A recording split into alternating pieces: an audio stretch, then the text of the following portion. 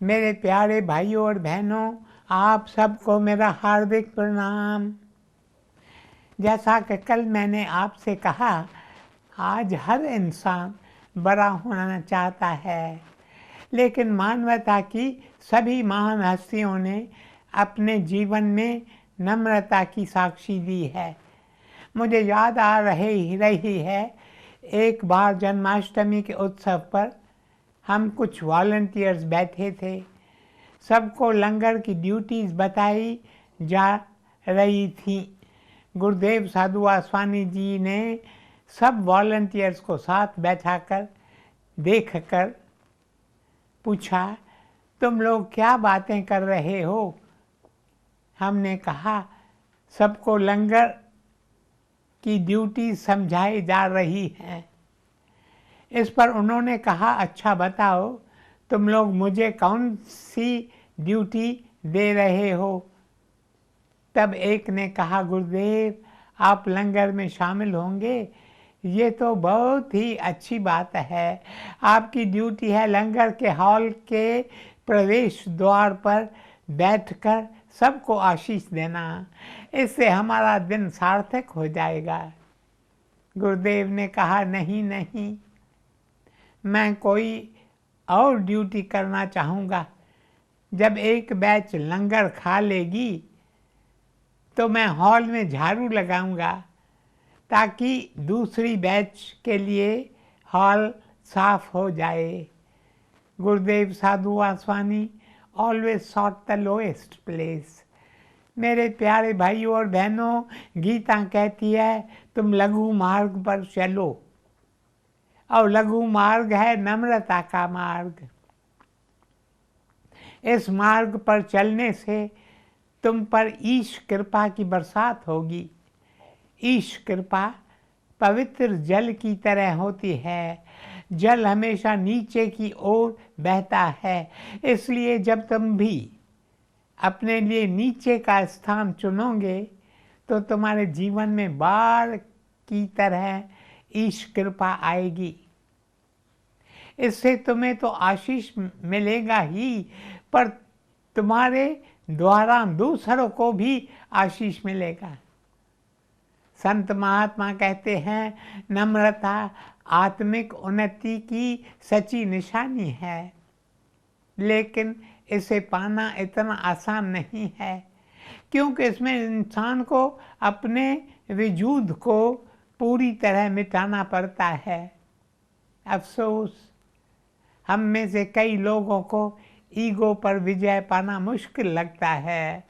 इंसान ने स्पेस पर विजय पाई है, इंसान ने गगन पर विजय पाई है, नदियों की धारा मोड़ने में इंसान सफल हुआ है, इंसान ने वनों को बढ़ने से रोक लिया है, पर इंसान अपने ईगो पर विजय नहीं पा सकता है।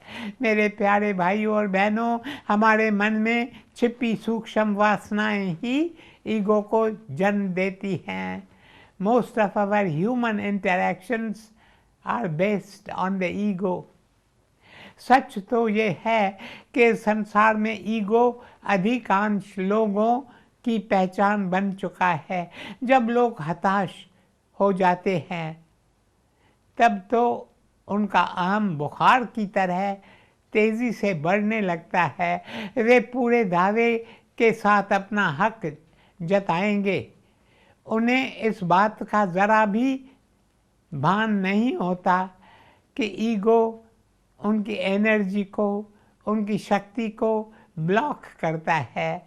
जब आप अहंकार से प्रेरित होकर कोई काम करते हैं तो आपको कम सफलता मिलती है, लेकिन जब अहंकार को मिटाकर हम भगवान की प्रेरणा से काम करते हैं तब सफलता हमारे कदम चूमती है। अफसोस, इस मॉडर्न युग में ईगो तभी पूरी तरह रिलैक्स्ड होता है जब हम गहरी नींद में सोए रहते हैं। हमारा ईगो हमारे उद्यम से शांत नहीं रहता, ये तो शारीरिक प्रोसेस के कारण शांत रहता है। इसलिए जब कोई व्यक्ति गहरी नींद में सोया होता है, तब हम कहते हैं he is sleeping peacefully like a child. अर्थात देखो कैसे बच्चे की तरह निश्चिंत होकर सो रहा है। मेरे प्यारे भाइयों और बहनों, जब आप अपने उद्यम से, अपने बल पर, अपने सूझबूझ से, पूरी सजगता से ईगो को शांत कर सके, तब आप समझ लेना आपने मुक्ति की राह पर पहला कदम रख लिया है। कई साइंटिस्ट का कहना है कि जब मनुष्य को इस सृष्टि की विशालता का पता चलता है और इस सृष्टि में होने वाले तमाम बातों में अपने तुच्छ भूमिका का पता चलता है, फिर इंसान के लिए अहंकार करना असंभव हो जाता है। ज़रा सोचो, एक वक्त था जब सृष्टि थी, समय था, लेकिन पृथ्वी नहीं थी, सोलर सिस्टम नहीं था।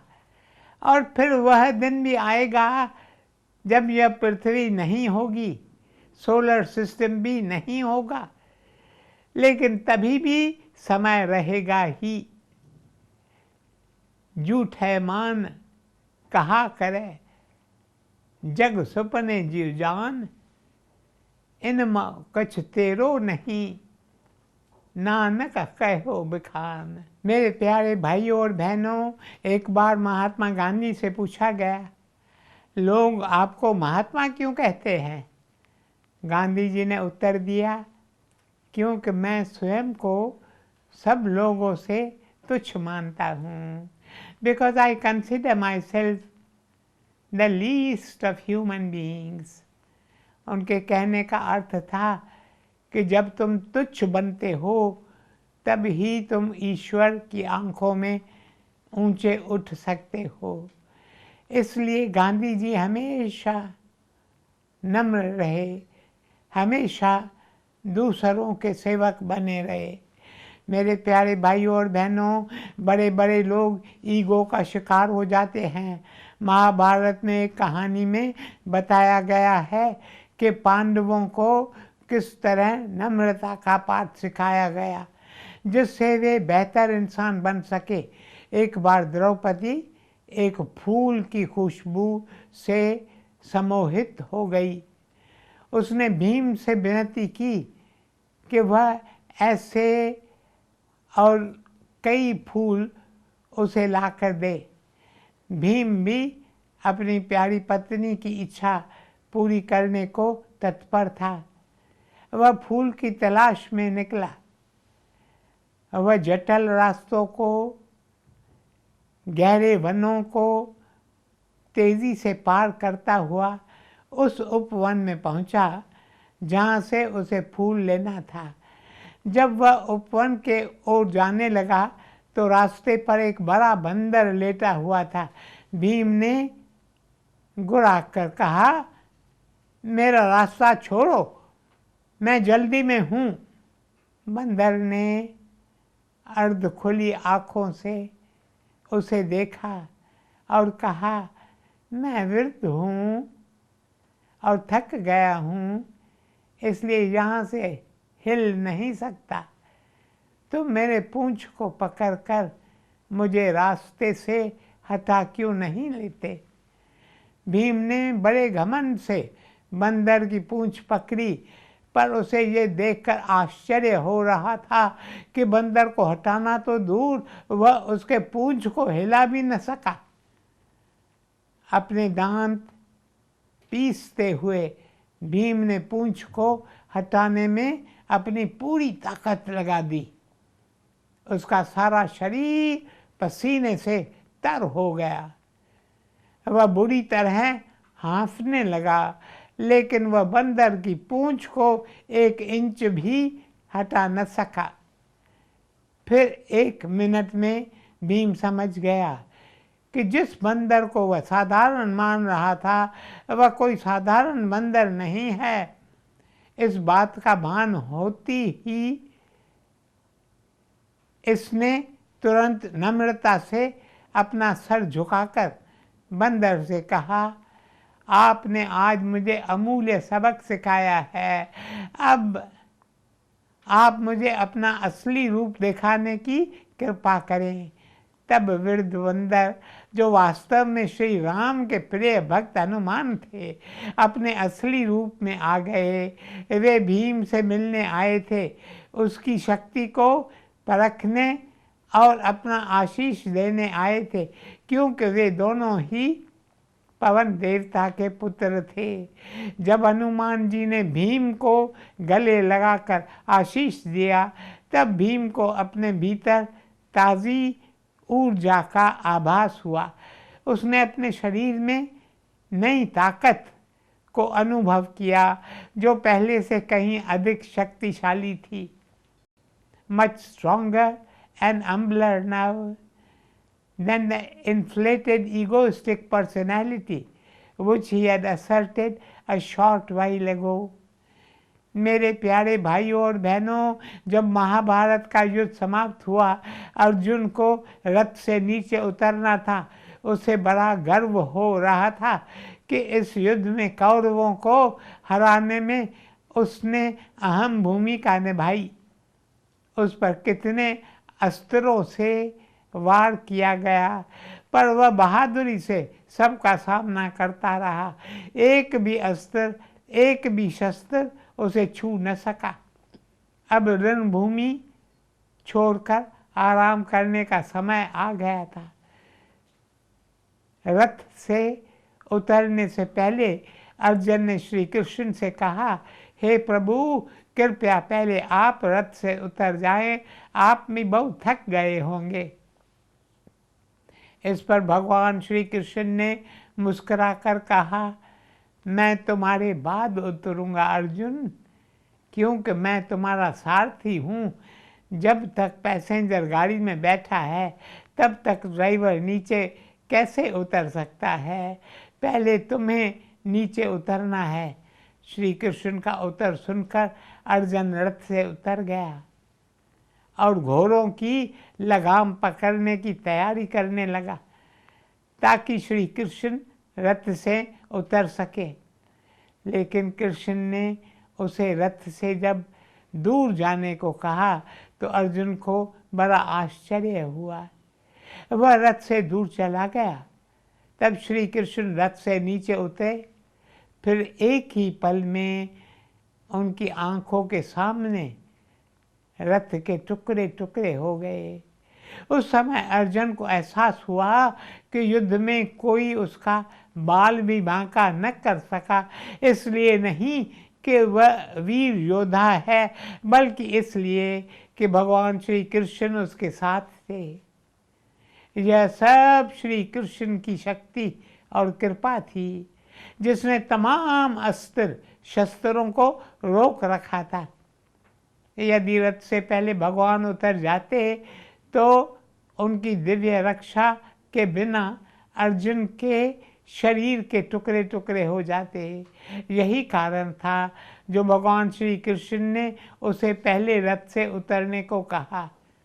हे कृष्ण गोपाल हरि, हे दीन दयाल हरि, सखा शरणागति के सदा प्रतिपाल हरि। मेरे प्यारे भाइयों और बहनों, अब मैं आपको कुछ सरल सुझाव देना चाहता हूँ, जिन्हें अपना कर आप नम्र हो सकते हैं। ह्यूमिलिटी अर्थात नम्रता कायरता नहीं है। मुझे नम्रता एक शक्तिशाली अस्त्र लगती है, जो ईगो जैसे तानाशाह का खात्मा कर सकती है।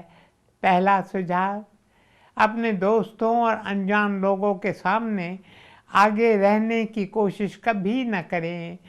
आप स्वयं पर नज़र रखेंगे तो आपको पता चलेगा कि हमें दिखावा करने का ज़रा सा मौका मिल जाए तो हम उसे चूकने नहीं देते। दूसरा सुझाव, कम बोलें। यदि आप कम बोलेंगे तो लोगों का आपकी ओर कम ध्यान जाएगा। इस तरह आपको बैकग्राउंड में रहने का अवसर मिल जाएगा। वैसे भी हमारी आदत होती है ज़्यादा बोलने की। कुछ लोग तो सारा समय खुद ही बोलते रहते हैं। कभी कभी यदि हमारा कोई मित्र अपने दिल का हाल सुनाने आएगा तो उसकी बात सुनने के बजाय हम उसे उपदेश देना शुरू कर देते हैं। दूसरों को लेक्चर देने में हमें कितना मज़ा आता है। यदि हम चुप रहें और दूसरों को ही बोलने दें तो इससे हमारा ही भला होगा। तीसरा सुझाव, अपनी सफलताओं के बारे में किसी को कुछ न बताएं। आपके मन में क्या चल रहा है, आपके दिल में क्या अभिलाषा है, आप क्या सोचते हैं, आप जीवन में किन अनुभवों से गुजरे हैं, इन सारे बातों का बखान कभी न करें। आपको यह सीखना और इस विचार में ही बढ़ते रहना है कि आप मिट्टी का एक कण मात्र हैं और जब चले जाओगे तो किसी को फर्क नहीं पड़ेगा, किसी को आपकी कमी महसूस नहीं होगी। चौथा सुझाव, याद रहे आप आंतरिक रूप से जो हैं वही सच है। बाहर से आप क्या हो इसका कोई महत्व ही नहीं है और जो आपका आंतरिक रूप है उसे किसी की प्रशंसा की परवाह नहीं होती। It is firmly established in itself. पांचवा सुझाव, इसलिए अपने आंतरिक रूप से दोस्ती करो। ईगो एक चोर है, ईगो आपका सबसे बड़ा शत्रु है। ये वो बला है जो आत्मा को परमात्मा से जुदा रखती है। यह एक ऐसी दीवार है जो उजाले को हम तक पहुंचने ही नहीं देती। इसलिए हम मैं, तेरा और मुझे की काली परछाई से घिरे रहते हैं। ये परछाइयाँ हमारी दृष्टि को ढक देती हैं। मेरे प्यारे भाइयों और बहनों, गुरबानी में ईगो को एक बीमारी बताया गया है। Ego is a disease worse than cancer. पर सौभाग्य से इसका उपचार हमारे भीतर है। जिस पल हम अपने आंतरिक स्वरूप को जान लेते हैं उसी पल हमारा ईगो लुप्त हो जाता है। इसलिए संत महात्मा हमें अपने सच्चे स्वरूप को पहचानने की शिक्षा देते हैं। जब आपको भान होता है कि आप ये शरीर नहीं बल्कि एक अजर अमर आत्मा हैं तो फिर आपका ईगो लुप्त हो जाता है। For in that awareness there is no place for the ego. जब हमारा अपने अहम से कोई वास्ता नहीं रहता तब हम नम्र बनते हैं, तब हमें आत्मबोध प्राप्त होता है और हम प्रभु के साथ एक हो जाते हैं। When the ego goes, the light of God glows. जब खुद ही मिटती है तब खुदा का नूर चमकता है। ओम शांति शांति शांति।